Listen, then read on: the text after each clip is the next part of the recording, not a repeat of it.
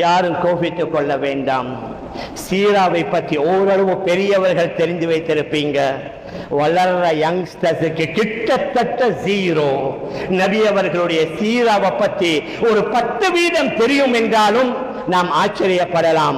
அந்த அளவுக்கு நபியுடைய சீரா, நபியுடைய வாழ்க்கை வரலாறுகளை விட்டும் அவர்கள் தூரமாக்கப்பட்டிருக்கின்றார்கள். அதனால பாடசாலைகளை குறை சொல்லலாம். அங்க 8-9 பாடத்துல ஒரே ஒரு இஸ்லாம் பாடத்தை வச்சு அவங்க எத்தனை விஷயத்தை தான் படிச்சு கொடுக்க. நாங்க எங்களுடைய வீடுகள்ல அடிக்கடி ஞாபகப்படுத்தணும்.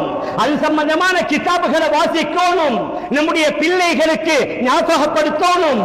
நபி அவர்களுடைய வாழ்க்கை வரலாறு அடிக்கடி வாசிப்பதின் மூலமாக, ஏன் நபி ஸல்லல்லாஹு அலைஹி வஸல்லம் அவர்கள் மீது ஸலவாத் சொல்வதின் மூலமாக. அல்லாஹ்வே குர்ஆன்ல கூறுகின்றான், நானும் என்னுடைய மலக்குமார்களும் அந்த நபியின் மீது ஸலவாத்தும் ஸலாமும் கூறுகின்றோம், அதனால் நீங்களும் கூறுங்கள்.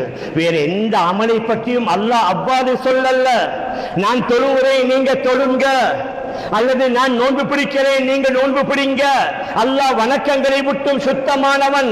அவன் வணக்கத்துக்குரியவன், வணக்கத்துக்கு தகுதியானவன் அவன். ஆனால் நபி அவர்கள் மீது ஸலவாத்துடைய விடயத்தில் மாத்திரம் அல்லாஹ் கூறுகின்றான், நானும் வானுலகத்திலே உள்ள கோடான கோடி மலக்குமார்களும் இந்த நபியின் மீது ஸலவாத்தும் ஸலாமும் கூறுகின்றோம். யா அய்யுஹல்லதீன ஆமனூ, ஈமான் கொண்டவர்களே, ஸல்லு அலைஹி வஸல்லிமு தஸ்லீமா, அந்த நபியின் மீது ஸலவாத்தும் சொல்லுங்கள், சலாமும் சொல்லுங்கள். ஒரு சபை முடிந்தவுடன் சத்தமாக அந்த 3 தடவை சொல்வதோடு நாங்கள் நிறுத்திக் கொள்றல்ல.